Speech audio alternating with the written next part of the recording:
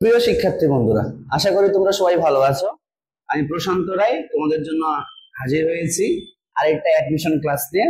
আজকের আমরা যে টপিকটা নিয়ে আলোচনা করব তোমাদের কোষ ও এর গঠন অধ্যায়ের সাইটোপ্লাজমীয় অঙ্গাণু ও যতগুলো সাইটোপ্লাজমীয় অঙ্গাণু আছে সেখান থেকে মেডিকেল বা বিভিন্ন ইউনিভার্সিটিতে কি কি প্রশ্ন আসতে পারে সেগুলো নিয়ে আমরা এখন আলোচনা করব। আমাদের এই ক্লাসগুলো নেওয়ার উদ্দেশ্য হচ্ছে কি, এখন ধরো তোমাদের একটা জিনিস মাথায় রাখতে হবে, বিশেষ করে যারা এইচএসসি 25 এবং যারা সামনে 26-এ ভর্তি হচ্ছ তাদের উদ্দেশ্যে বলি যে তোমাদের ক্ষেত্রে যারা প্রথম থেকেই প্রিপারেশনটা নিবা অ্যাডমিশনের জন্য, তারাই কিন্তু দিন শেষে চ্যাম্পিয়ন হবা। অনেক স্টুডেন্ট আছে তাদের মধ্যে একটা ভুল ধারণা আছে যে অ্যাডমিশনের প্রিপারেশন শুধুমাত্র কি করা হয়, যে একেবারে বোর্ড পরীক্ষা শেষ করে আমরা ঢাকা যাব বা সিলেট যাব বা রাজশাহী যাব, এই জায়গাগুলো গিয়ে তারপর অ্যাডমিশনের কোচিং করবো, এমনটা কিন্তু না। যেদিন থেকে ইন্টারমিডিয়েটে ভর্তি হয়েছো সেদিন থেকে তোমাকে কি করতে হবে, অ্যাডমিশনের জন্য প্রিপারেশন নিতে হবে, ঠিক আছে? যারা এই দিন থেকে প্রিপারেশন নেয় আসলে তারাই চান্স পায়। আর খুব রেয়ার ক্ষেত্রে ওরা চান্স পায় যারা মনে করেন যে শেষ 3 মাস খুব ভালো করে পড়ালেখা করে। বাট আমি মনে করবো এখন থেকে শুরু করে দেওয়া ভালো। আর তোমাদের এই প্রথম থেকে শুরু করার উদ্দেশ্যেই আমরা এই ক্লাসগুলো নিচ্ছি। তো আমরা দেখো সাইটোপ্লাজমীয় অঙ্গাণু অনেকগুলো আছে। এই সাইটোপ্লাজমীয় অঙ্গাণুগুলোর মধ্যে সর্বপ্রথম আমরা যেটা নিয়ে আলোচনা করব সেটা হচ্ছে রাইবোজোম। প্রথমে আসি রাইবোজোম। রাইবোজোম বা রাইবোসোম কাকে বলা হচ্ছে তোমরা সবাই জানো। রাইবোজোম কার সাথে রিলেটেড? প্রোটিন সংশ্লেষণ, ঠিক আছে? এখন সংজ্ঞা তোমরা একাডেমিক ক্লাসগুলো থেকে দেখে নিবা, এখন আমরা বলি তারপর জাস্ট বলবো, লিখবো না। সেটা হচ্ছে কি, সাইটোপ্লাজম যে অঙ্গাণুটি প্রোটিন সংশ্লেষণ করে তাকেই বলা হচ্ছে কি আমাদের রাইবোজোম, ঠিক আছে? আর রাইবোজোমের অপর নাম কি? রাইবোজোমের অপর নাম হচ্ছে, এটাকে বলে প্রোটিন ফ্যাক্টরি। কি বলা হয়? Protein factory. আর এটাকে প্রোটিন ফ্যাক্টরি বলা হইলো কেন? প্রোটিন ফ্যাক্টরি কি করে? প্রোটিন সংশ্লেষণ সংস্থাটাকে তৈরি করে, ঠিক আছে? এছাড়াও এবারে চলে যাচ্ছি আমরা আবিষ্কার। আবিষ্কার তো আমাদের রাইবোজোম কে আবিষ্কার করছে? Albert clod.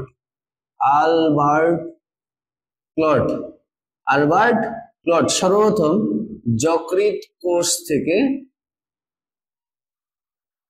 আবিষ্কার করেন, ঠিক আছে? রাইবোজোম আবিষ্কার করেন। এবারে যদি আমরা আসি বিস্তৃতি, এর পরের টপিকটা আমরা কি বলবো? বিস্তৃতি। বিস্তৃতি বলতে কি বোঝাচ্ছে? যে রাইবোজোম কোথায় কোথায় থাকে, ঠিক আছে? রাইবোজোম মূলত আদিকোষ এবং প্রকৃত কোষ সব ধরনের কোষেই থাকে, সব ধরনের কোষে পাওয়া যায়, সব ধরনের কোষে পাওয়া যায়। আর এই জন্য এদেরকে বলা হচ্ছে কি, এই জন্য রাইবোজোম একটা নাম হচ্ছে কি সার্বজনীন অঙ্গাণু। সার্বজনীন অঙ্গাণু, এর একটা নাম হচ্ছে কি সার্বজনীন অঙ্গাণু, ঠিক আছে? এখন এটা আসলে কোথায় থাকে? এরা মূলত থাকে সাইটোপ্লাজমে। কোথায় থাকে? সাইটোপ্লাজমে এবং এন্ডোপ্লাজমিক রেটিকুলামের গায়ে। সাইটোপ্লাজমে মুক্ত অবস্থায় থাকতে পারে অথবা এন্ডোপ্লাজমিক রেটিকুলামের গায়ে থাকে, ঠিক আছে? থাকে। এটা একটু ভালো করে ই আর এর পূর্ণ হচ্ছে এন্ডোপ্লাজমিক রেটিকুলাম। এবার দেখো যে যখন সাইটোপ্লাজমে থাকে তখন একাধিক রাইবোজোম মুক্ত মালামূলে যুক্ত একটা বড় চেইন তৈরি করে। তাহলে এই মুক্ত মালামূলে চেইনকে বলা হয় পলিসোম। পলিসোম বা পলিরাইবোজোম। কি? পলিরাইবোজোম। এখানে একটা ইনফরমেশন বলে রাখি যে ইকোলাই যে ব্যাকটেরিয়া আছে, ইকোলাই, এই ইকোলাই ব্যাকটেরিয়ার প্রায় 20,000 রাইবোজোম অণু থাকে, যা এত 20,000টি অণু রাইবোজোম থাকে, রাইবোজোম থাকে, যা তার দেহের শুষ্ক ওজনের কত পার্সেন্ট? 22%। এই ইনফরমেশনটা একটু মনে রাখবা। ইকোলাই ব্যাকটেরিয়ার ক্ষেত্রে 20,000 অণু থাকে, যা তার শুষ্ক ওজনের কত পার্সেন্ট? 22%, ঠিক আছে? তাহলে এই যে জিনিসগুলো তোমরা স্টেপ বাই স্টেপ ফলো করে পড়ে রাখবা, তোমাদের বুঝতে সুবিধা হবে। অনেক লাইন লেখা আছে, এত লাইন আমার পড়ার দরকার পড়বে না। রাইবোজোম কি? প্রোটিন সংশ্লেষণ করে যে এনজাইমটাকে রাইবোজোম বলা হয়। এরকম নাম প্রোটিন ফ্যাক্টরি কেন? কারণ সে প্রোটিন তৈরি করে। প্রোটিন ফ্যাক্টরি আবিষ্কার কি করছে? আলবার্ট ক্রয়। কোথা থেকে? যকৃৎ কোষ থেকে আবিষ্কার করেন। বিস্তৃতি কই থাকে? আদিকোষ এবং প্রকৃত কোষে সব ধরনের কোষেই পাওয়া যায়। কোথায় পাওয়া যায়? বিশেষ করে সাইটোপ্লাজমের মুক্ত অবস্থা থাকতে পারে অথবা এন্ডোপ্লাজমিক রেটিকুলামের গায়ে। সাইটোপ্লাজমে যদি মুক্ত অবস্থা থাকে তাহলে অনেকগুলো রাইবোজোম একসাথে যুক্ত হয়ে একটা মুক্তার মালার মতো চেইন তৈরি করে, তাহলে পলিসোম বা পলিরাইবোজোম। ইকোলাই ব্যক্তিতে প্রায় 20,000 অণু আছে, যারা দেহের শুষ্ক ওজনের কত পার্সেন্ট? 22%। ওকে, এবার আমরা আসি প্রকারভেদ। প্রকারভেদে যদি আমরা যাই, রাইবোজোমকে দুই প্রকার। কত প্রকার? দুই প্রকার। এক নাম্বার হচ্ছে 70S এবং দুই নাম্বার হচ্ছে কি 80S। এখানে যদি আমরা S টা বলি, একটু বুঝে নাও এই S টা কি। এই S টা হচ্ছে ভেদ বার ইউনিট, ভেদ বার একক। এটা কিসের একক? সেডিমেন্টেশন রেট, সেডিমেন্টেশন অথবা আমাদের অধঃক্ষেপণের একক, অধঃক্ষেপণ হারের একক। ঠিক আছে, অর্থাৎ আমরা যদি একটা রক্তকে অ্যানালাইসিস করে দেখি, সেন্ট্রিফিউজে ঠান্ডা করে যদি রেখে দিই, তোমরা নিজেরাও চিন্তা করো, যখন আমরা একটা মাটি একটা গ্লাসের মধ্যে ঘুরায় রাখি, মাটি দিলে এটা একটা সময় নিচের দিকে মাটির দানাগুলো কি হবে? তলানি পড়তে থাকবে। ঠিক আছে কিনা? এই তলানি পড়ার হারটাকে বলা হয় অধঃক্ষেপণ হার বা সেডিমেন্টেশন রেট। আর এই সেডিমেন্টেশন রেটটার একক হচ্ছে ভেদবার্গ ইউনিট। এটা হচ্ছে BERG। ভেদবার্গ নামে একজন বিজ্ঞানী, তার নামের সামনে সাইলেন্ট এস, এবং তিনি এটা আবিষ্কার করেছেন ভেদবার্গ। এডমিশনের জন্য এটা তোমার আসবে না, জাস্ট আমি তোমাকে বুঝাইলাম 70S কি 80S কি। 70 হচ্ছে কি, যে ক্ষেত্রে আমাদের অধঃক্ষেপণের হারটা 70 আর তাদের হলো 70S, যাদের রাইবোজোম অধঃক্ষেপণের হার হচ্ছে 80, তার হচ্ছে কি 80S। ঠিক আছে, এখন এই যে আমরা দুই ধরনের ইয়া পাইলাম, একটা হচ্ছে 70S। এটা যদি আমরা রাসায়নিক গঠন দেখি, প্রথমে আসে সাব ইউনিট। দুইটা সাব ইউনিট হচ্ছে কয়টা? দুইটা, 30S এবং কি 50S। যেখানে যখন তারা তৈরি হয়, কোথায় তৈরি হয়? উৎপত্তি যদি আমরা লিখে রাখি এক সাইডে, উৎপত্তি, এদের উৎপত্তি কোথায় থেকে হয়? নিউক্লিয়াস থেকে। কোথায়? নিউক্লিয়াস। এই নিউক্লিয়াসে যখন উৎপত্তি হয়, তখন এই ছোট ইউনিট এবং বড় ইউনিট আলাদা আলাদা তৈরি হয়। এবং ট্রান্সলেশন, ট্রান্সলেশন অথবা প্রোটিন তৈরির সময় এই 30S এবং 50S সাব ইউনিট মিলিত হয়ে কি করে? 70S রাইবোজোম গঠন করে। ঠিক আছে, আবার সেম 80S কে যদি আমরা বিশ্লেষণ করি, তাহলে তার সাব ইউনিট থাকে দুইটা, 40S এবং কি 60S। এই 40S এবং 60S দুটা মিলিত কি তৈরি করতেছে? এই আমাদের 80S। ঠিক আছে, এটা এইভাবে মনে রাখতে পারো সহজ ভাবে। তুমি 1 থেকে 8 পর্যন্ত লিখো, 1 2 3 4 5 6 7 8। তুমি বিজোড় সংখ্যাগুলোকে মিলাও। যেমন ধরো 3 5 মিলে হচ্ছে কত? 8। আর সরি 3 5 মিলে হচ্ছে কত? 7। তুমি বিজোড় গুলোকে দিবা। আর 4 6 8, তাই দেখো 3 এবং 5 মানে 30 এবং 50 মিলে হলো কত? 70। এখানে 40 এবং 60 মিলে কত হলো? 80। ওকে, এটা গেল আমাদের গঠন। এখন আমরা যদি যাই যে রাসায়নিক গঠন, রাইবোজোমের রাসায়নিক গঠন। রাইবোজোমের রাসায়নিক গঠন মূলত রাইবোজোম আরএনএ এবং প্রোটিন দ্বারা গঠিত। রাইবোজোম কি দ্বারা গঠিত? আরএনএ ও প্রোটিন দ্বারা গঠিত। কি দ্বারা? প্রোটিন দ্বারা গঠিত। যেখানে রাইবোজোম এবং প্রোটিনের অনুপাত আছে, সরি আরএনএ এবং প্রোটিনের অনুপাত আছে 1:1 অনুপাতে থাকে। তারা কত অনুপাতে থাকে? 1:1 অনুপাতে থাকে। এখন আমরা যদি 70S রাইবোজোমকে দেখি, তাকে যদি আমরা বিশ্লেষণ করি, এখানে 3টা আরএনএ এবং 52 প্রকারের প্রোটিন পাবো। কত? 52 প্রকার প্রোটিন। ঠিক আছে, 3টা আরএনএ এবং কি 52 প্রকারের প্রোটিন।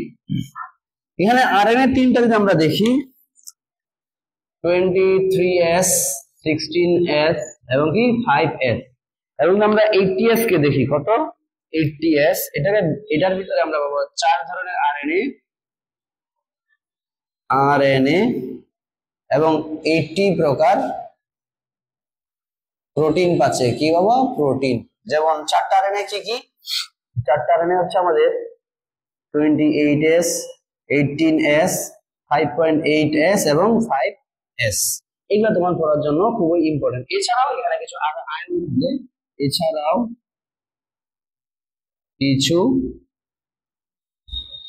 আয়ন বিদ্যমান, ঠিক আছে? ক্যালসিয়াম 2+, ম্যাগনেসিয়াম 2+ এবং ম্যাঙ্গানিজ 2+। এখন আমরা আসি রাইবোজোমের কাজ।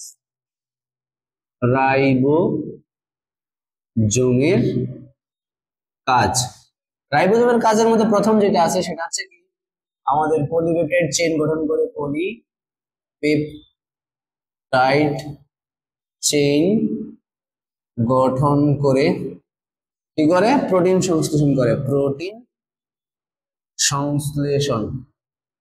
সংশ্লেষণ করে। মনে রাখবা এই প্রোটিন সংশ্লেষণ হয় যে প্রক্রিয়া তার নাম ট্রান্সলেশন। এই জন্য এমসিকিউ তে প্রশ্ন আসতে পারে ট্রান্সলেশন কোথায় সংঘটিত হয়, তখন তোমাকে বলতে হবে কোথায়? রাইবোজোমের মধ্যে। এরপরে যদি আমরা দেখি 2 নাম্বারটা, সেটা হচ্ছে গ্লুকোজের ফসফোরাইলেশন করে। গ্লুকোজের ফসফোরাইলেশন, গ্লুকোজের কি ঘটে? ফসফোরাইলেশন ঘটে। দেন আমাদের 3 নাম্বার কাজ যদি যাই, এটা ইম্পর্টেন্ট, ঠিক আছে? সেটা হচ্ছে কি স্নেহ জাতীয় পদার্থের বিপাক। স্নেহ জাতীয় পদার্থের বিপাক ঘটে। স্নেহ জাতীয় পদার্থের বিপাক ঘটে। এবং 4 নম্বর যে জিনিসটা আছে সেটা হচ্ছে আমাদের কি এমআরএনএ কে নিউক্লিয়েস এনজাইম ও আমাদের পলিপেপটাইডকে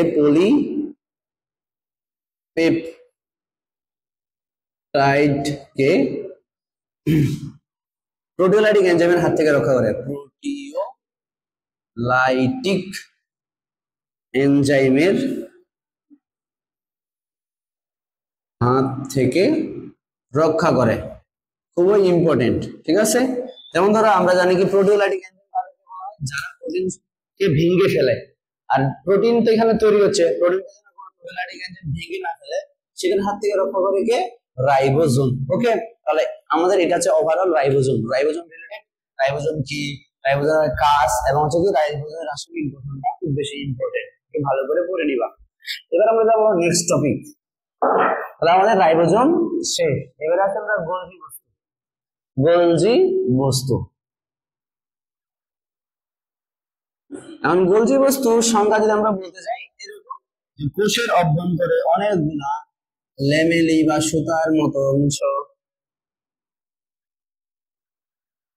একটা স্তূপ, কতগুলা ফোস্কার মতো অংশ একটা জায়গায় কি স্তূপাকারে অবস্থান করে, ঠিক আছে? স্তূপাকারে অংশ, এই সবগুলা উপাদানকে একসাথে কি দেখতে পান? আমাদের বিজ্ঞানী ক্যামিলো গোলজি, ঠিক আছে? এই জন্য তাদেরকে কি বলেছে? তার নাম অনুসারে গোলজি বস্তু দেখাইছে। দেখো কত সালে আবিষ্কারটা যদি বলি, আবিষ্কার কত সালে? 1898 সালে বিজ্ঞানী ক্যামিলো গোলজি বিড়াল ও পেঁচার স্নায়ু কোষে এই ধরনের উপাদান বস্তুকে দেখতে পান, যাদেরকে আমরা একসাথে কি বলতেছি? গোলজি বস্তু কোষে দেখতে পান, ঠিক আছে? পরে তার নাম অনুসারে নাম দিয়েছে কি? গোলজি বস্তু। এখন দেখো এই গোলজি বস্তুর অপর নাম কি? খুবই ইম্পর্টেন্ট একটা জায়গা, অপর নামের মধ্যে যদি আমরা বলি কি কি? ডিকটায়োসোম, ইডিওসোম, লাইপোকন্ড্রিয়া, তারপরে ট্রাফিক পুলিশ,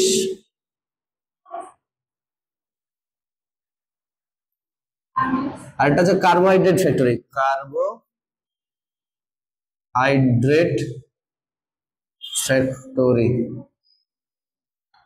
তাহলে আমরা কি বললাম যে এদের অপর নাম কি, ডিকটায়োসোম, ইউনিসোম, মাইটোকন্ড্রিয়া এবং ট্রাফিক পুলিশ, তার সাথে কার্বোহাইড্রেট ফ্যাক্টরি। কারণ তাকে ট্রাফিক পুলিশ বলার কারণ আছে, কারণ এরা কি করে যে কোষের মধ্যে উৎপাদিত উপাদানগুলোকে কেন্দ্র থেকে প্লাজমা মেমব্রেনের দিকে নিয়ে যায়, এজন্য তাদের বলে ট্রাফিক পুলিশ। এছাড়াও এরা অলিগোস্যাকারাইডের সাথে 500 শিকড় যোগ করে কি তৈরি করে, পলিস্যাকারাইড তৈরি করে, এজন্য এটাকে বলা হচ্ছে কি কার্বোহাইড্রেট ফ্যাক্টরি।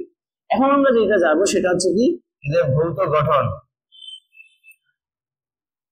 ভৌত গঠনটা যদি দেখি, আমাদের গোলজি বস্তুতে কি পাবো, তিনটা উপাদান পাবো। কয়টা? তিনটা।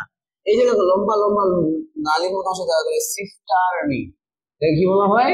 সিস্টার্নি। এক নম্বর বললাম কি, সিস্টার্নি।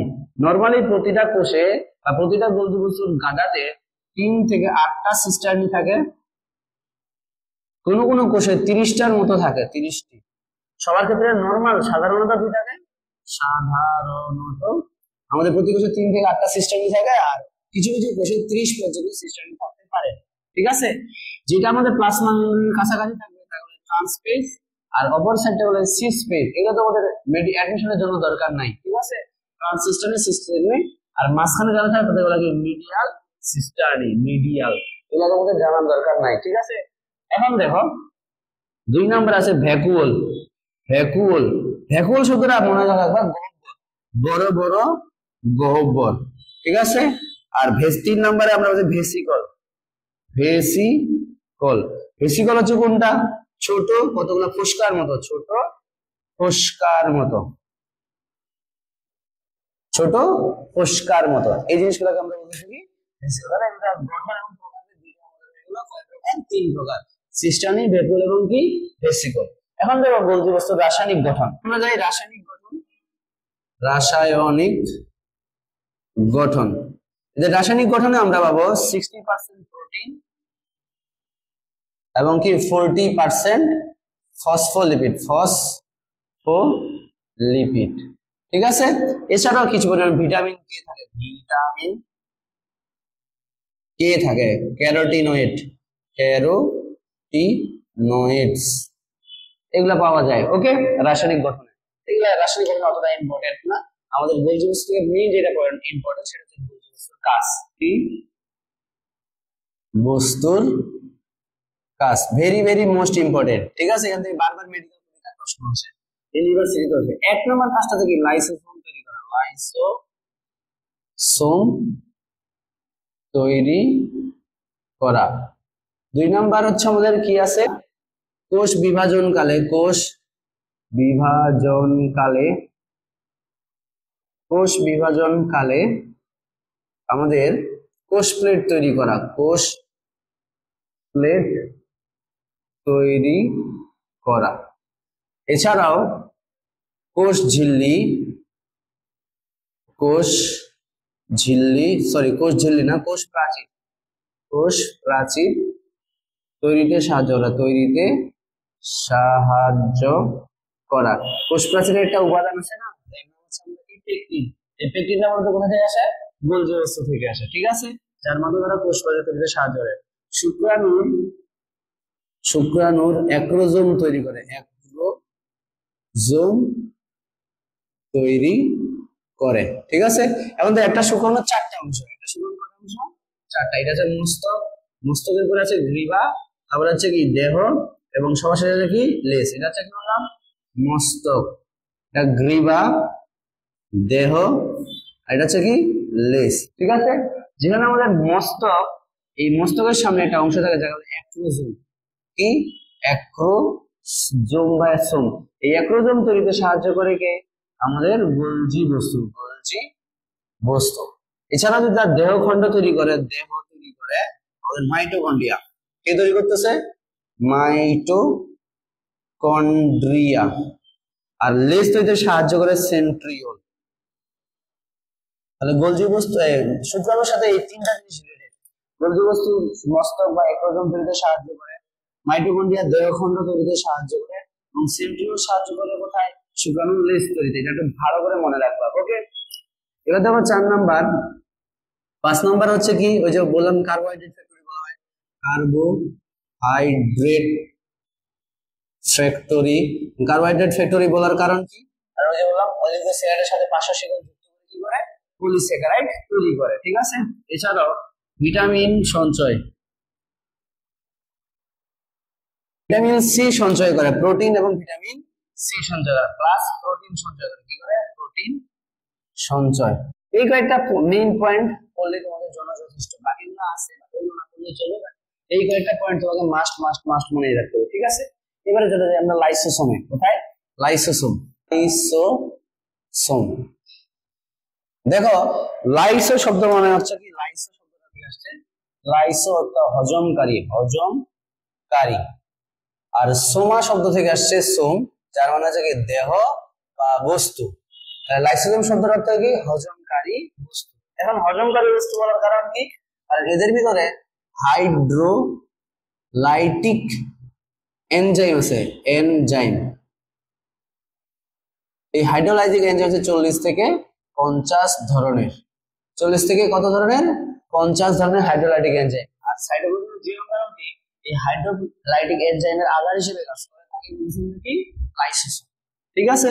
আবিষ্কার কে করছে, আবিষ্কারটা তোমরা নিজেরা একটু দেখে নিও, ঠিক আছে, আমার মনে আসতেছে না। নেক্সট যদি বলি ক্রিশ্চিয়ান দাদুবে, ক্রিশ্চিয়ান দাদুবে, তিনি এটা আবিষ্কার করেন, ঠিক আছে। এটা আমাদের সবচেয়ে বেশি ইম্পর্টেন্ট, বিস্তৃতিটা কোথায়, বিস্তৃতি কোথায়, তো লাইসোসোম কোথায় পাওয়া যায়, সব ধরনের বিষয় লাইসোসোম থাকে, তবে ডাব্লিউবিসি তে কি পাওয়া যায়, বেশি পরিমাণে থাকে। কোথায়? বেশি পরিমাণে থাকে, পরিমাণে থাকে, কিন্তু আরবিসি তে কোনো লাইসোসোম থাকে না, লাইসোসোম থাকে না, আরবিসি তে কোনো লাইসোসোম থাকে না। এছাড়া সমস্ত প্রাণী কোষে লাইসোসোম পাওয়া যায়, ঠিক আছে, কিন্তু উদ্ভিদ কোষে আগে পাওয়া যায় না, বর্তমানে উদ্ভিদ কোষে সম্প্রতি পাওয়া গেছে। এখন এটার নাম স্টেরোসোম, স্টেরোসোম বলা হয়, ঠিক আছে। এখন মনে রাখবা এটা যে প্রাণী কোষের মধ্যে, প্রাণী আর উদ্ভিদের মধ্যে পার্থক্য, প্রাণী কোষের লাইসোসোমটা 2 স্তর বিশিষ্ট, আর উদ্ভিদ কোষের স্পোরোসোমটা আছে আমাদের কি রে, 1 স্তর বিশিষ্ট, আর এটাকে অলিওসোম বলা হয়, একে অলিওসোম ও বলা হয়, অলিওসোম বলা হচ্ছে। উদ্ভিদ কোষে যে লাইসোসোম আছে এটাকে আমরা কি বলবো, আমরা কি বলবো রে, স্পোরোসোম বলা যাবে অথবা অলিওসোম বলা যাবে, ঠিক আছে। এখন ধরো গঠন, এদের গঠনে আমরা কি পাবো, এই যে বললাম 2টা স্তর, এই 2টা স্তর যদি আমরা ছবিতে দেখি এরকম করে 2টা স্তর থাকে। এর ভিতরে আমাদের প্রায় 40 থেকে 50 ধরনের এনজাইম আছে, যেমন ডিএনএস, আরএনএস, তারপর হচ্ছে কি গ্লুকোজ সিড ফসফেটেজ, ঠিক আছে, এরকম অনেকগুলো এনজাইম আছে। কয়েক ধরনের, 40 থেকে 50 ধরনের, ধরে এর ভিতরে এনজাইম আছে, ওকে। এখন দেখো এখানে আমরা 2টা জিনিস খুব ইম্পর্টেন্ট, একটা হচ্ছে স্টেবিলাইজার, স্টেবিলাইজার, আর একটা লেবিলাইজার, লেবিলাইজার।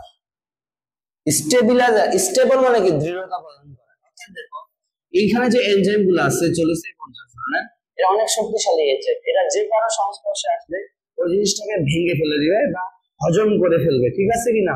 এই জন্য আমাদের লাইসোসোমের প্রাচীরকে দৃঢ়তা প্রদান করার জন্য কতগুলো উপাদান থাকে, যাদের স্টেবিলাইজার, যেমন এটার নাম হচ্ছে কোর্টিসন, কোর্টিজেন এবং কোলেস্টেরল, কোলেস্টেরল, এরা আছে কি তার লাইসোসোমের প্রাচীরের দৃঢ়তা প্রদান করে, স্টেবিলাইজার। এখন ধরো আমার শরীরে কোন একটা জায়গায় জীবাণু প্রবেশ করছে, ওই জীবাণুটাকে মারার জন্য আমার এখান থেকে কি করতে হবে, এনজাইমটাকে বের করতে হবে, তখন লাইসোসোমের প্রাচীরে ছিদ্র করা লাগে, আর লাইসিস মানে কি বিদীর্ণ করা, এই জন্য নামটা হচ্ছে কি লেবিলাইজার। লেবিলাইজার হিসেবে কাজ করে পুরুষদের টেস্টোস্টেরন, টেস্টোস্টেরন এবং মহিলাদের হচ্ছে কি প্রোজেস্টেরন। প্রোজেস্টেরন এই জন্য মনে রাখবো যাদের শরীরে টেস্টোস্টেরনের পরিমাণ বেশি তাদের রোগ প্রতিরোধ ক্ষমতাটাও কি থাকে, বেশি থাকে। ওকে, এখন আসি আমরা লাইসোসোমের কাজ। এবার আসি লাইসোসোমের কাজ। লাইসোসোমের কাজ ওই যে প্রথম 1 নম্বর কাজ ফ্যাগোসাইটোসিস প্রক্রিয়া, জীবাণু ভক্ষণ করা। ফ্যাগোসাইটোসিস প্রক্রিয়ায় জীবাণু ভক্ষণ করা, জীবাণু ভক্ষণ করা। এখন ধরো এই যে আমাদের হাইড্রোলাইটিক এনজাইমগুলোকে সংরক্ষণ করে রাখে। ধরো কোনো কারণে আমাদের এই যে ধরো, আচ্ছা এটা আমি এইভাবে দেখাই, এটা একটা কোষ, এই কোষের মধ্যে নিউক্লিয়াস আছে, কোষ গহ্বর আছে, এইদিকে আমাদের অনেকগুলো সাইটোপ্লাজম, এটা হচ্ছে লাইসোসোম। এটা হচ্ছে কি লাইসোসোম। যদি কোনো কারণে অক্সিজেন বা খাদ্যের অভাব ঘটে, কিসের? খাদ্যের অভাব, তখন এই লাইসোসোমের প্রাচীর বিদীর্ণ হয়ে সে বের হয়ে আসলে এনজাইমগুলো তার আশেপাশের কোষ অঙ্গাণুগুলোকে ধ্বংস করবে। তাদের অভাবে তারা প্রথমে কি করে? অটোফ্যাগি বা স্বগ্রাস, নিজের কোষের অঙ্গাণুকে সে নিজেই গ্রাস করতেছে, অটোফ্যাগি বা স্বগ্রাস বলা হয়। ঠিক আছে, এবার আস্তে আস্তে সমস্ত কোষটা ধ্বংস হয়ে গেলে তখন তাকে আমরা বলি কি? অটোলাইসিস। অটোফ্যাগি এবং অটোলাইসিস ঘটায় কি? আমাদের লাইসোসোম। আর এই জন্য এটার আরেকটা নাম হচ্ছে কি সুইসাইডাল স্কোয়াড বা আত্মঘাতী থলিকা। এই জন্য আরেকটা নাম আত্মঘাতী থলিকা বা সুসাইডাল ব্যাগ, সুসাইডাল ব্যাগ বা অ্যাপারেটাস। ওকে, ঠিক আছে। এরপরে আমরা যে জিনিসটা পাবো, এছাড়াও এখানে ক্যারাটিন ধারণ করে এবং এর ফলে আমাদের ক্যান্সার কোষ সৃষ্টি হতে পারে। 3 নম্বর পয়েন্টটা দেখো, টিস্যু বিগলনকারী। টিস্যু বিগলনকারী আমাদের অ্যাসিড ফসফেটেস থাকে, অ্যাসিড ফসফেটেস থাকে। ঠিক আছে, এছাড়া দেখো যেগুলো তোমাদের বই নেই, আমি এক্সট্রা ইনফরমেশন লিখে দিচ্ছি, এটা আবুল হাসান স্যারের বই নাই, তোমরা মনে রাখবা। কোষ বিভাজন কালে, কোষ বিভাজন কালে আমাদের দেখো প্রোমেটাফেজ ধাপে কি হয়? নিউক্লিয়ার মেমব্রেন এবং নিউক্লিয়াসের বিলুপ্তি শুরু হয়। কি হয়? নিউক্লিয়ার মেমব্রেন, নিউক্লিয়ার মেমব্রেন ও নিউক্লিয়াসের বিলুপ্তি ঘটায়। নিউক্লিওলাসের কি ঘটায়? বিলুপ্তি ঘটায়। ঠিক আছে, এবং টেলোফেজ ধাপে আমরা দেখি, টেলোফেজ ধাপে দেখবা এদিকে একটা নিউক্লিয়াস, এদিকে একটা নিউক্লিয়াস তৈরি হওয়ার পরে এই যে আমাদের স্পিন্ডল যন্ত্রগুলো আছে না, এই স্পিন্ডল যন্ত্রগুলোর বিলুপ্তি ঘটাইতেও সাহায্য করে। এটা কোষ বিভাজন শেষে, কোষ বিভাজন শেষে স্পিন্ডল যন্ত্রের কি ঘটায়? বিলুপ্তি ঘটায়। এছাড়া তুমি আরেকটা পয়েন্ট মনে রাখতে পারো, সেটা হচ্ছে কি শুক্রাণুর অ্যাক্রোজোমে হায়ালুরোনিডেস নামক এনজাইম ধারণ করে, যা নিষেকে সহায়তা করে, নিষেকে সহায়তা করে। ধরো এটা আমাদের কি ডিম্বাণু, তোমরা জানো যে ডিম্বাণুর দুইটা স্তর থাকে, একটা করোনা রেডিয়াটা আর একটা কি জোনা পেলিসিডা। যখন এখানে আমাদের একটা শুক্রাণু যায় নিষিক্ত ঘটে, তাহলে এই যে এখান থেকে নিউক্লিয়াসটা এই পরিমাণে যাইতে হবে না, এই রাস্তা তৈরি করার জন্য আমাদের কাজ করে এনজাইমটা হায়ালুরোনিডেস। এই এনজাইমের ডিম্বাণুর এই কোষ স্তরগুলো আছে আমাদের কি হয়? দ্বিগুলিত হয় এবং শুক্রাণু নিউক্লিয়াস গিয়ে ডিম্বাণুর কি ঘটায়? নিষেক ঘটে। কোন এনজাইম? হায়ালুরোনিডেস। ঠিক আছে, ভালো করে মনে রাখবা। আমাদের লাইসোসোম সম্পর্কে এইটুকু জানলেই হবে। এবার চলে যাচ্ছে আমরা কোথায়? Endoplasmic reticulum. এন্ডোপ্লাজমিক রেটিকুলাম তোমরা নিজেরাই দেখতেছো, এন্ডো মানে কি ভিতরে, প্লাজমার ভিতরে যে জালিকাটার বিন্যাস পাওয়া যায় তাকে বলা হচ্ছে কি এন্ডোপ্লাজমিক রেটিকুলাম। এটা কে আবিষ্কার করছে? কেইথ পোর্টার সর্বপ্রথম এটা আবিষ্কার করেন। ঠিক আছে, আবিষ্কার করেন। সালগুলো মনে রাখার দরকার নাই, তোমরা জাস্ট আবিষ্কার করেন। কোথা থেকে আবিষ্কার করছে?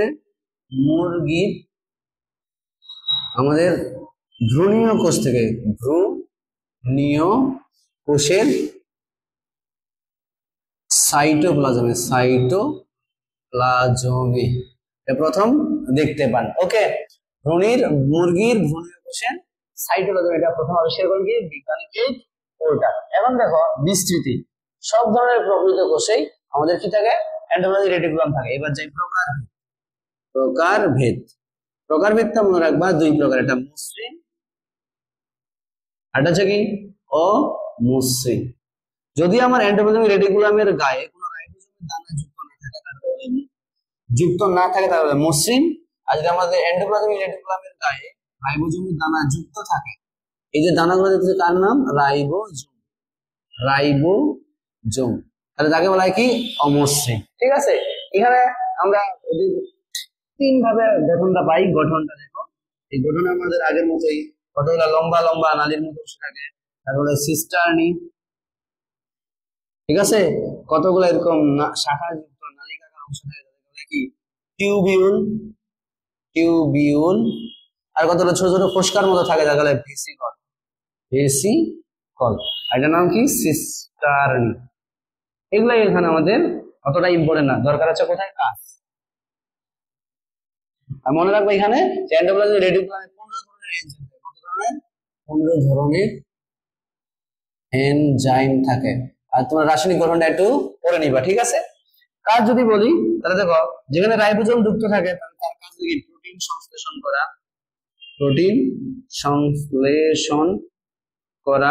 ঠিক আছে, এরপরে যদি বলি অমসৃণ যেটা আছে সেটা কি? লিপিড। মসৃণটা যে লিপিড। অনেকের মতে কি রে? অনেকের ধারণা মতে এখানে থেকে হরমোন তৈরি হয়। কি? হরমোন তৈরি হয়। ঠিক আছে, লিপিড মতান্তরে হরমোন তৈরি করে। এছাড়াও কি? প্রোটিন এবং লিপিডের অন্তর্বাহক হিসেবে কাজ করে। প্রোটিন ও লিপিডের অন্তর্বাহক হিসেবে কাজ করে। প্রোটিন এবং লিপিডের অন্তর্বাহক হিসেবে কাজ করে। অনেকের মতে এরা যে সেলুলোজ তৈরি করে, কোষ প্রাচীর গঠনের জন্য সেলুলোজ তৈরি করে। আর একটা ইম্পর্টেন্ট কাজ আছে, সেটা ডিটক্সিফিকেশন। অর্থাৎ আমাদের শরীরে যে বিষাক্ত পদার্থগুলো সৃষ্টি হয় সেগুলোকে কম বিষাক্ত পদার্থে পরিণত করতে সাহায্য করে। কিভাবে করে সেটা আমরা পরে করতে পারবো। ঠিক আছে, এখন আমরা চলে যাবো কোথায়? মাইটোকন্ড্রিয়া। এবার আসবো আমরা মাইটোকন্ড্রিয়া।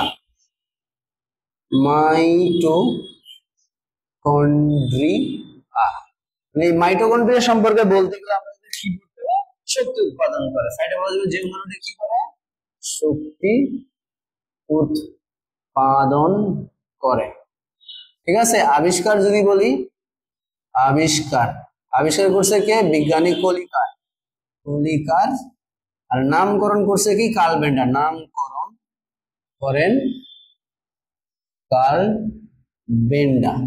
ঠিক আছে, সালটাল মুখস্থ করার দরকার নেই। এবার দেখো বিস্তৃতি, সব ধরনের কোষেই পাওয়া যায়, আদি কোষ, প্রকৃত কোষ সবাই। তবে আমাদের এদের মৌলিক সংখ্যা প্রতি কোষে গড়ে কয়টা থাকে? 300 থেকে 400টি। কয়টা থাকে? 300 থেকে 400টি। তবে যকৃৎ কোষে এর সংখ্যাটা বেশি। যকৃৎ কোষে 1000 বা তার বেশি, এবং অ্যামিবাতে আরো বেশি, প্রায় 30 থেকে 50 লাখ মাইটোকন্ড্রিয়া থাকে। এবার একটা মেডিকেল প্রশ্ন ছিল, মাইটোকন্ড্রিয়ার সংখ্যা সর্বাধিক। অপশনে ছিল যকৃৎ। যদি অপশনে আমাদের অ্যামিবা থাকে তাহলে উত্তর দিবে অ্যামিবাটা থাকলে উত্তর হবে কি? যকৃৎ। ঠিক আছে, এখন সংখ্যা গেল, এদের আকার এবং আয়তন। ঠিক আছে, বলছে যে এরা কোষের কত ভাগ? 20% আয়তন দখল করে। আয়তন দখল করে, ঠিক আছে। এটা মনে রাখবা, কোষের কত শতাংশ? 20% আয়তন দখল করে কে? মাইটোকন্ড্রিয়া। এখন আমরা যদি গঠনে চলে যাই, এগুলো আসলে সৃজনশীলের জন্য ইম্পর্টেন্ট, আমি খালি জাস্ট বলে দিচ্ছি কি কি, ছবির মাধ্যমে দেখাচ্ছি। মাইটোকন্ড্রিয়ার একটা আবরণ থাকে, 2 স্তর বিশিষ্ট আবরণ। এই আবরণটা কি হয়? বিভিন্ন দিকে ভাঁজ হয়ে যাওয়া। এই ভাঁজ হয়ে যাওয়া অংশটাকে আমরা কি বলি? ক্রিস্টি। এবং ক্রিস্টির গায়ে অসংখ্য গোলাকার গোলাকার বিন্দু থাকে, তাকে বলা কি রে? গোলাকার গোলাকার কতগুলো বস্তু থাকে জানা হচ্ছে কি? অক্সিজেন, ঠিক আছে। আর এই অক্সিজেনের মধ্যে শ্বসনের জন্য প্রয়োজনীয় আমাদের কি থাকে? এনজাইম গুলো থাকে। এই জন্য এটাকে আমরা কি বলবো? এটা হচ্ছে কি? এটিপি সিনথেস, অর্থাৎ এখানে শক্তি উৎপন্ন হয়। তাহলে আমরা কি পাইলাম? এক নম্বর আসি আবরণ। কিন্তু একটা জিনিস মনে রাখবা, এটা 2 স্তর বিশিষ্ট আবরণ আবৃত এবং লিপিড প্রোটিন দ্বারা আবৃত। 2 স্তরের মধ্যবর্তী যে গ্যাপ তাদের 6 থেকে কত 8 ন্যানোমিটার। 2 নম্বর আসবে আমরা প্রকোষ্ঠ। প্রকোষ্ঠ থাকবে 2টা, বহিঃপ্রকোষ্ঠ আর এটা আছে অন্তঃপ্রকোষ্ঠ 3। আমরা আছে ক্রিস্টি, যে ভিতরে আবরণটা বিভিন্ন দিকে ভাঁজ হয়ে গেছে, এই অংশটাকে আমরা বলি কি? ক্রিস্টি। এমসিতে প্রশ্ন আসতে পারে, ক্রিস্টি কোথায় পাওয়া যায়? আমরা বলবো কি? মাইটোকন্ড্রিয়ায়। 4 নম্বর হচ্ছে অক্সিজেন, যে আমাদের অন্তঃপ্রাচীরের গায়ে কত গোলাকার বৃন্ত বা অবৃন্ত কতগুলো উপাদান যুক্ত জানা হচ্ছে কি? অক্সিজেন। আর এই অক্সিজেনের মধ্যে প্রায় 100 প্রকারের এনজাইম ও কোএনজাইম থাকে, কোএনজাইম থাকে। ওকে। 5 নম্বরে যদি আমরা দেখি, এদের নিজস্ব বৃত্তাকার ডিএনএ, বৃত্তাকার ডিএনএ এবং কতগুলো মুক্ত রাইবোজোম থাকে, রাইবোজোম থাকে, ডিএনএ ও রাইবোজোম থাকে। ওকে, এখান থেকে এই কয়েকটা জিনিস জানলেই যথেষ্ট, ঠিক আছে। এবার আমরা যেটা যাবো সেটা হচ্ছে মাইটোকন্ড্রিয়ার কাজ। রাসায়নিক গঠনটা একটু দেখে নাও, তোমরা বই থেকে দেখে নিও রাসায়নিক গঠনটা, ঠিক আছে। প্রোটিন এবং লিপিড দ্বারা গঠিত, এগুলাই লেখা বারবার, ফসফোলিপিড এই সেই দরকার নাই। আমরা চলে যাবো কাজ। মাইটোকন্ড্রিয়ার কাজ কি? দেখো, আমাদের শ্বসনের ধাপ কয়টা? শ্বসনের ধাপ 4টা। 1 গ্লাইকোলাইসিস, 2 নম্বর এসিটাইল কোয়ে সৃষ্টি, এসিটাইল কোয়ে সৃষ্টি, ক্রেবস চক্র, 4 নম্বর ইলেকট্রন ট্রান্সপোর্ট সিস্টেম। এর মধ্যে এই 2টা ঘটে আমাদের সাইটোপ্লাজমে, এবং ক্রেবস চক্র এবং ইলেকট্রন ট্রান্সপোর্ট চক্র কোথায় ঘটে? মাইটোকন্ড্রিয়ায়, ঠিক আছে। আসতে পারে ক্রেবস চক্র কোথায় সংঘটিত? মাইটোকন্ড্রিয়ায়। আর গ্লাইকোলাইসিস কোথায় ঘটে? সাইটোপ্লাজমে। এখন এইগুলো তো আছে শ্বসনের সম্পূর্ণ। এছাড়াও এরা কি করে? অ্যাপোপ্টোসিস, অ্যাপোপ্টোসিস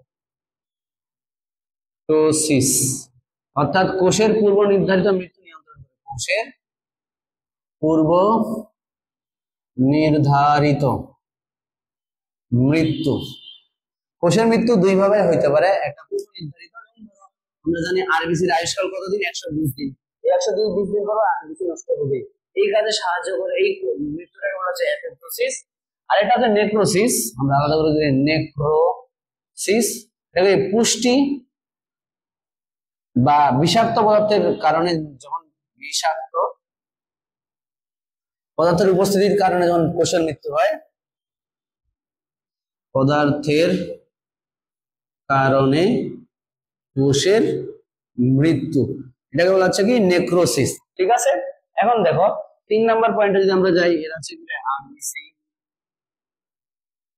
অর্থাৎ রক্ত উৎপাদনে সাহায্য করে, রক্ত উৎপাদনে সাহায্য করে। আর 4 নম্বর শুক্রাণু গঠন করে, শুক্রাণু গঠন করে। 5 নম্বর ক্যালসিয়াম পটাশিয়াম আয়নের ভারসাম্য রক্ষা করে। হরমোন তৈরিতে সাহায্য করে, হরমোন তৈরি করে।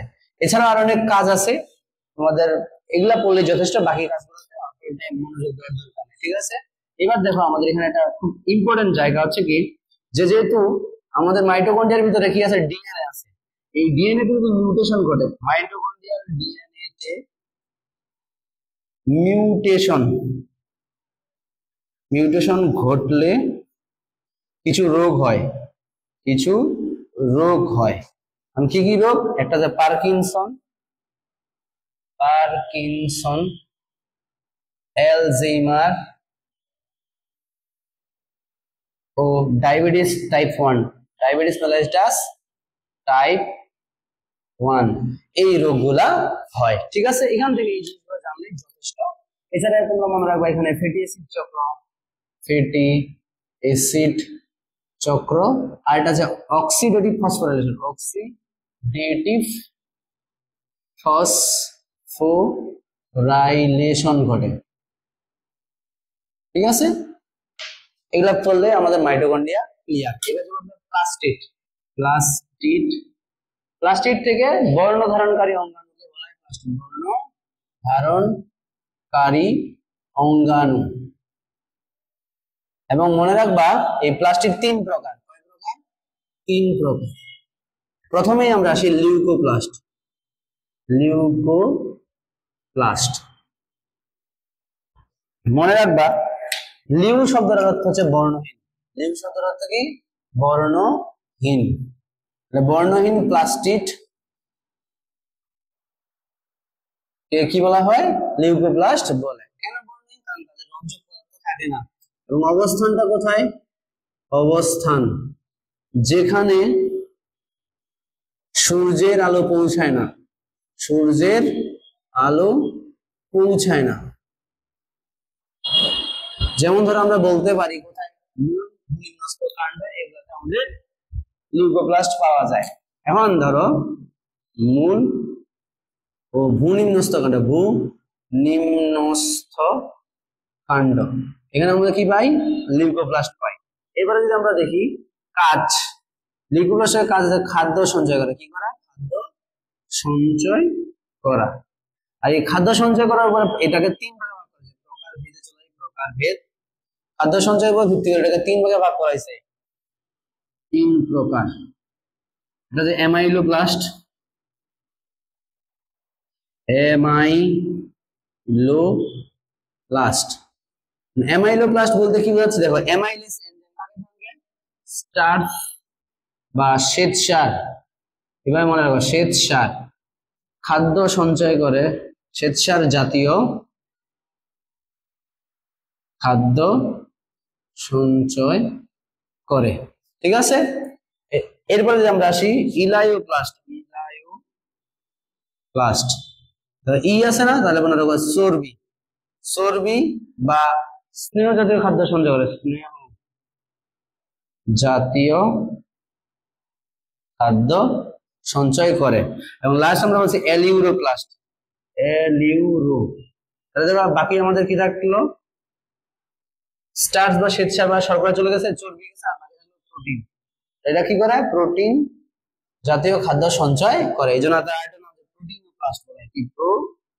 প্রোটিনোপ্লাস্ট বলে। এটাকে আমরা কি বলতে পারি?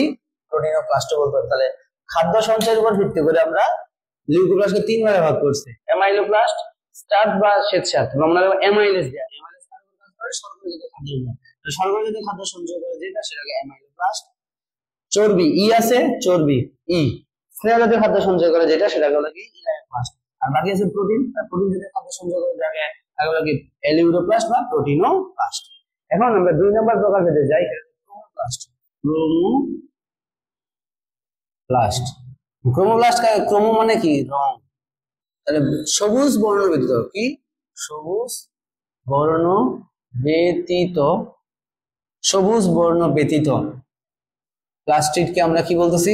রঙিন প্লাস্টিককে, রঙিন প্লাস্টিককে কি বলা হয়? ক্রোমোপ্লাস্ট বলে, ক্রোমোপ্লাস্ট বলে। ক্রোমো কেন এটা রঙিন কেন হইলো? কারণ অনেকগুলো রঞ্জক পদার্থ আছে, রঞ্জক পদার্থ। কি কি রঞ্জক পদার্থ আছে? আমরা দুনিয়ার রঞ্জক পদার্থগুলোকে দুই ভাগে ভাগ, রঞ্জক পদার্থ। এটা হচ্ছে আমাদের ক্যারোটিনয়েডস, ক্যারোটিনয়েডস। আর কি? ফাইকোবিলিন, ফাইকোবিলিন। ক্যারোটিনের আবার দুই প্রকার আছে, একটা ক্যারোটিন ক্যারোটিন এবং জেন্থোফিল জেন্থোফিল। ওকে, আর ফাইকোবিলিন দুই প্রকার, একটা ফাইকোএরিথ্রিন ফাইকোএরিথ্রিন আগে ফাইকোসায়ানিন ফাইকোসায়ানিন। তো ক্যারোটিনের জন্য কি হয়, কমলা প্লাস লাল, আর জেন্থোফিলের জন্য কোন কালার পাই, হলুদ। ফাইকোএরিথ্রিন, এরিথ্রিন মানে লাল, এরিথ্রোসাইট থেকে লাল, আর নিন আছে, নিন থেকে হচ্ছে কি নীল। এই বিভিন্ন পদার্থের ধরনের রঞ্জক পদার্থের উপস্থিতির উপর ভিত্তি করে ক্লোরোপ্লাস্ট কি হয়, বর্ণযুক্ত হয়। ঠিক আছে, এদের কাজ কি, এদের রঙিন হওয়ার কারণে ফুল এবং পাতা রঙিন হয়। এটা একটা স্পেশাল ভাবে মনে রাখতে হবে। আমরা যেমন ধরি এটার নাম কি গাজর, গাজরে কি পাওয়া যায়, গাজর, গাজরের ইংরেজি নাম কি, ক্যারট না, মনে রাখবা ক্যারোটিন থাকে বলে এটার নাম হচ্ছে কি হয় গাজর, ক্যারোটিন। ঠিক আছে, ক্যারট এটা কাজ কাজ হচ্ছে কি রঙিন হওয়ার কারণে পতঙ্গ টতঙ্গে আকৃষ্ট করে, যার ফলে হচ্ছে কি হচ্ছে পরাগায়নে সাহায্য করে। এখন আমরা আসি ক্লোরোপ্লাস্ট।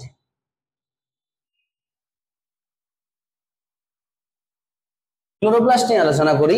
ক্লোরোপ্লাস্ট, ক্লোরো মানে হচ্ছে, ক্লোরো শব্দটা যখনই আসবে মনে রাখবা সবুজ বর্ণের প্লাস্টিডকে কি বলা হয়, ক্লোরোপ্লাস্ট বলে, ক্লোরোপ্লাস্ট বলে।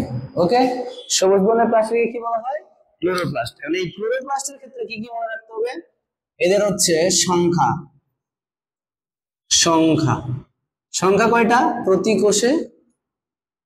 কোষে 10 থেকে 40টি। ঠিক আছে, এদের হচ্ছে আকার এবং আকৃতি, আকার আকৃতি। বলা হচ্ছে যে উন্নত শ্রেণীর জীবে বা উন্নত শ্রেণীর উদ্ভিদে, উন্নত উদ্ভিদে এরা দেখতে লেন্সের মতো, দেখতে লেন্সের মতো, হ্যাঁ লেন্সের মতো। বাট নিম্ন শ্রেণীর জীবে এদের আকার এইরকম, নিম্ন শ্রেণীর জীবে আকার বিভিন্ন হয়। ঠিক আছে, যেমন ধরো ক্লামাইডোমাস, ডোম, ক্লামাইডোমাসের পেয়ালাকৃতি, স্পাইরোগেরা,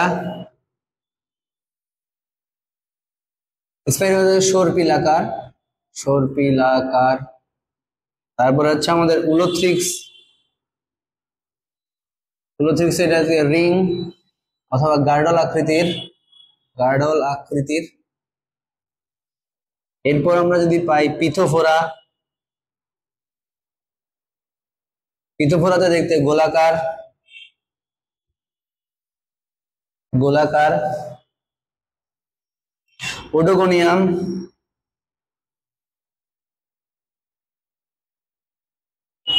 ওডোগোনিয়ামে হচ্ছে কিসের মতো, জালিকাকার।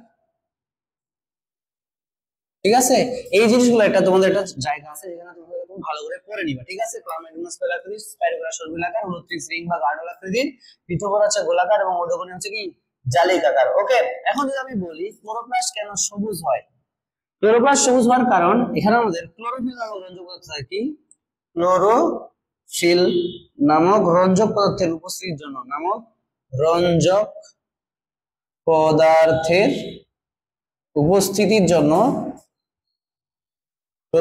ক্লোরোপ্লাস্ট কি হয়, সবুজ। এবং ক্লোরোফিল দুই প্রকার, ক্লোরোফিল এ এবং কি ক্লোরোফিল বি।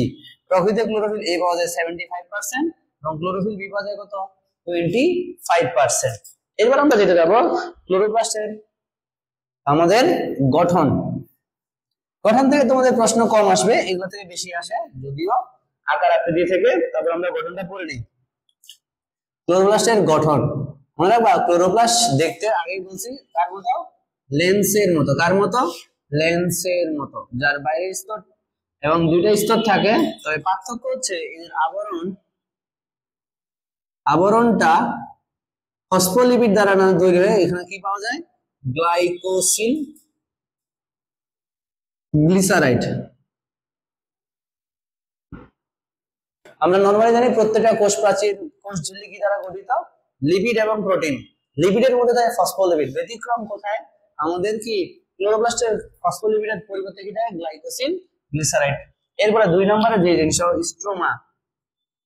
স্ট্রোমা মনে রাখবা, ক্লোরোপ্লাস্টের ভিতরে অনেকগুলো প্রোটোপ্লাজম থাকে, যে প্রোটোপ্লাজম গুলা বা ম্যাট্রিক্স বলা হয়, যেটা পানিগ্রাহী। আর পানিগ্রাহী ম্যাট্রিক্স কে বলা হয় স্ট্রোমা। পানিগ্রাহী ম্যাট্রিক্স, এই পানিগ্রাহী ম্যাট্রিক্সে কি বলা হয়? স্ট্রোমা। এবং এটা খুব ইম্পর্টেন্ট এমসিকিউ। আমরা সালোক সংশ্লেষণের যে অন্ধকার পর্যায়ে আছে সেখানে C3 চক্র এবং C4 চক্র স্ট্রোমাতে সংগঠিত হয়। স্ট্রোমাতে সংঘটিত হয়, ঠিক আছে। 3 নম্বর পয়েন্টে আসি, থাইলাকয়েড। কি বাবা? থাইলাকয়েড।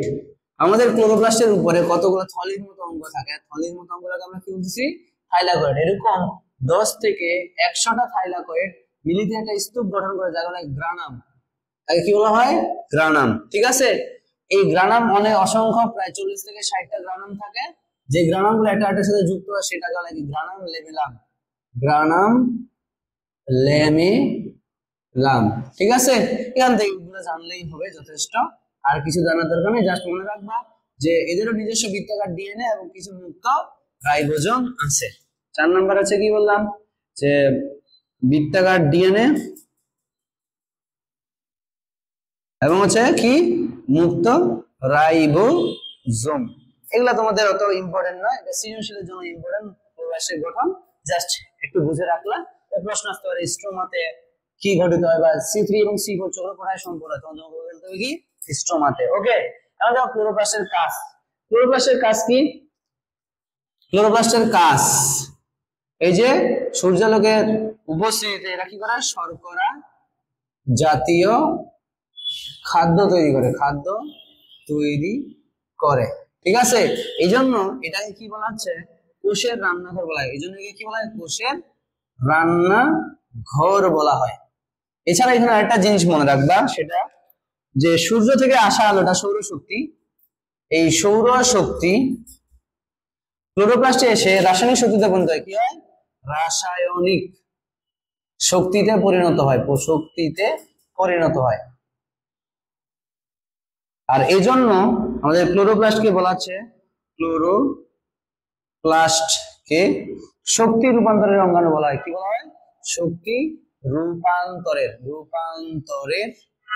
অঙ্গাণু বলে। আমরা নরমালি যে ভুলটা করি সেটা শক্তি কথাটা আসলে মাইটোকন্ড্রিয়া দিয়ে দিই, কিন্তু শক্তি তৈরি করেছে মাইটোকন্ড্রিয়া, আর শক্তি রূপান্তরের অঙ্গাণু কোনটা? ক্লোরোপ্লাস্ট, ঠিক আছে। এখান থেকে এগুলো করলেই যথেষ্ট। আমরা চলে যাবো এবারে সেন্ট্রিওল। কোথায় যাচ্ছি? সেন্ট্রিওল। খুবই ইম্পর্টেন্ট, মেডিকেলে প্রশ্ন আসার মতো একটা জায়গা। সেটা হচ্ছে সেন্ট্রিওল। এখন সেন্ট্রিওল কি আমরা যদি দেখতে যাই, এটা যেমন নিউক্লিয়াস হয়, এই নিউক্লিয়াসের কাছাকাছি দুইটা বেলুন আকৃতির, কিসের মতো? বেলুন আকৃতির স্বপ্রজননশীল অঙ্গাণু আছে। কি বললাম? স্বপ্রজননশীল একটা অঙ্গাণু আছে, যাকে আমরা কি বলবো? সেন্ট্রিওল। এখন এই সেন্ট্রিওল একসাথে জোড়ায় জোড়ায় থাকে, জোড়ায় থাকে বলে এদের কি বলা হয়? এদের ডিপ্লোসোম বলা হয়। কি বলা হয়? ডিপ্লোসোম বলা হয়। ডিপ্লো মানে দুই, ঠিক আছে, একসাথে দুইটা বস্তু আছে, দুইটাকে বলা হয় কি? ডিপ্লোসোম। এরপরে দেখো এই সেন্ট্রিওলের চারদিকে একটা তরল পদার্থ থাকে, যাকে বলা হয় সেন্ট্রোস্ফিয়ার। এটাকে বলা হয় কি? সেন্ট্রোস্ফিয়ার। এবং সেন্ট্রোস্ফিয়ার সহ সেন্ট্রিওলকে একত্রে বলা হয় কি? সেন্ট্রোজোম, ঠিক আছে। এরপরে যাব সেন্ট্রিওলের বিস্তৃতি, কোথায় কোথায় থাকে আর কোথায় কোথায় থাকে না। মনে রাখবা ই প্যাড, ইলেকট্রিক প্যাডের মধ্যে সেন্ট্রিওল থাকে না, সেন্ট্রিওল থাকে না, বাকি সব জায়গায় সেন্ট্রিওল থাকে। দেখো ইতে কি? ইতে হচ্ছে ইস্ট, ইস্ট। পিতে হচ্ছে কি?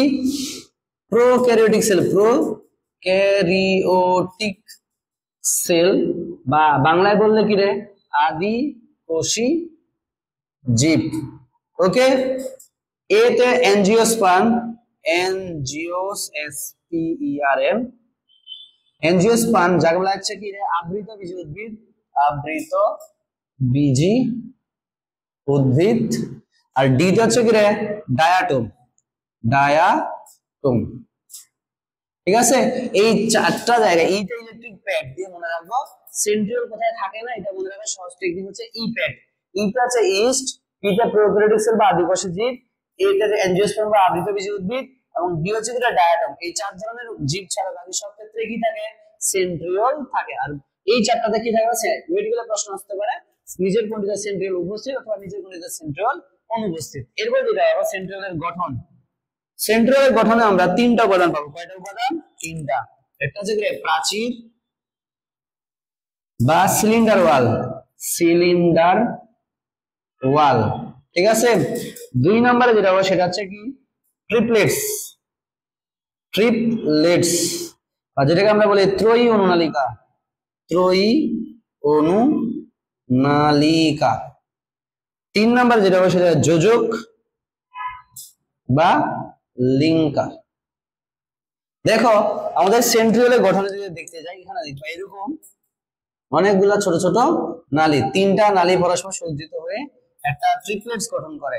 ঠিক আছে, ট্রিপলেটস গঠন করে। এরকম নালী আছে আমাদের 9টা, ত্রয়ী অনুনালিকা বলা হয়। এবং ত্রয়ী অনুনালিকা কয়টা আছে? 9টা। 1 2 3 4 5 6 7 8 9। এরকম ত্রয়ী অনুনালিকা আছে কয়টা? 9টা। এই ত্রয়ী অনুনালিকা গুলা একটার সাথে যুক্ত হয় যে সুতার মতো অংশগুলা দিয়ে, তাদেরকে বলা হচ্ছে যোজক বা লিঙ্কার। ঠিক আছে, তাদেরকে আমরা কি বলবো, যোজক বা লিঙ্কার বলতেছি। ওকে, এগুলা যোজক, এবং এটা মিলে একটা প্রাচীর গঠন করে যাকে বলা হচ্ছে সিলিন্ডার ওয়াল। এগুলা বোঝার দরকার নেই, আবার মনে রাখবা নিচে কোনটি আমাদের সেন্ট্রিওলের অংশ হয় অথবা সেন্ট্রিওলের অংশ নয়। কয়টা অংশ?